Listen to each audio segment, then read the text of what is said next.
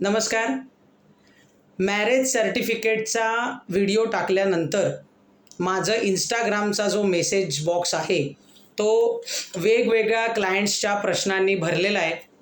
लोकं फार कन्फ्यूज आहेत, गोंधळलेले आहेत की डॉक्युमेंटेशन काय काय लागतं आणि प्रत्येकाला आज मी सांगून सांगून माझं तोंड दुखायला लागलं. म्हणून म्हटलं आता ह्याच्यावर व्हिडिओ बनवूया की तुमच्याकडे जर प्रॉपर डॉक्युमेंटेशन असेल ना तर तुम्हाला कुठूनही व्यवस्थितरित्या गव्हर्नमेंट रेकग्नाइज असलेलं मॅरेज सर्टिफिकेट किंवा विवाहाचं प्रमाणपत्र सहजरित्या मिळू शकतं. कुठली आहेत बरं ही डॉक्युमेंटेशन? एज प्रूफ करता, स्वतःच्या वयाचं प्रूफ करता 4 डॉक्युमेंटेशन आपल्याला लागतात. सर्वात प्रथम आहे बर्थ सर्टिफिकेट. बघा, आपण जन्माला आलो परंतु काही जण आजही बर्थ सर्टिफिकेटच घेत नाहीत. ओके, असं चालणार नाही. लक्षात घ्या, लिहून घ्या, मेन्शन करा. मी तुम्हाला सांगते आहे, डिस्क्रिप्शन बॉक्समध्ये मी माहिती लिहिणारच आहे, परंतु अगदी सोप्या कागदपत्र आहेत. अगदी काही मोठं असं नको आहे. एज प्रूफ करता, रजिस्ट्रारला दाखवण्याकरता की तुम्ही किती वयाचे आहात, ह्याकरता आपल्याला लागणारे सर्वात पहिलं डॉक्युमेंट म्हणजे बर्थ सर्टिफिकेट. दुसरं डॉक्युमेंट लागणारे बर्थ सर्टिफिकेट नसेल तर स्कूल लिव्हिंग सर्टिफिकेट, शाळा सोडल्याचा दाखला. तिसरं लागणार आहे, अगदी तुमच्याकडे बर्थ सर्टिफिकेट नाही आहे किंवा शाळा सोडल्याचा दाखला नाही आहे तर 10वी आणि 12वीची मार्कशीट लागणार आहे. ह्या 3 डॉक्युमेंटेशन तुमच्याकडे असायलाच पाहिजेत. ठीक आहे, आपण कधी ना कधीतरी शाळेमध्ये जातो. आधी शाळेत जाण्याच्या आधी आपण जन्माला आलेले आहोत, त्यामुळे बर्थ सर्टिफिकेट हे असलंच पाहिजे. ओके, आता दुसरं येतं की ॲड्रेस प्रूफ. या 2च गोष्टी आपल्याला रजिस्ट्रारच्या समोर दाखवायच्या असतात. ॲड्रेस प्रूफमध्ये लागतं फक्त आपलं आधार कार्ड आणि तुमच्याकडे उपलब्ध असेल तर पासपोर्ट. ह्या 5 documentation, birth certificate, school living certificate, 10वी 12वीची मार्कशीट, आधार कार्ड आणि पासपोर्ट आणि तुमचे 7 पासपोर्ट साईज फोटो आणि तुमची ओरिजिनल लग्नपत्रिका, ह्या इतक्या गोष्टी जर तुमच्याकडे असतील तर तुम्हाला सहजरित्या कुठच्याही राज्यातून तुम्हाला मॅरेज सर्टिफिकेट मिळून जातं. आता त्याच्याबरोबर लागतात 3 विटनेस. आता हे विटनेसला प्रत्येक वेळेला क्लायंटचं म्हणणं असतं, मॅडम तुम्हीच सह्या करा. ॲडव्होकेट कधीही कोणाकरता साक्षीदार म्हणून राहत नाही.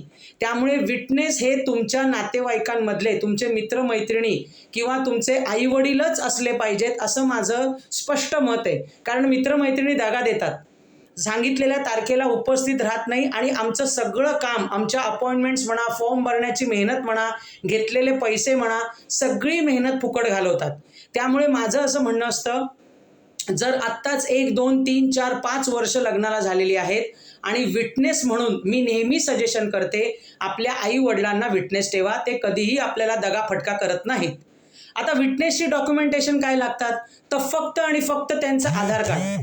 दुसरी गोष्ट, आधार कार्ड म्हणजे कुठलं? जे आपल्या पॉकेट साईजमध्ये छोटंसं असतं ते चालत नाही. आपल्याला गव्हर्नमेंटने जे पूर्ण मोठं लांबडं आधार कार्ड दिलेलं आहे, ती प्रत तुमच्याकडे ओरिजिनल लागते.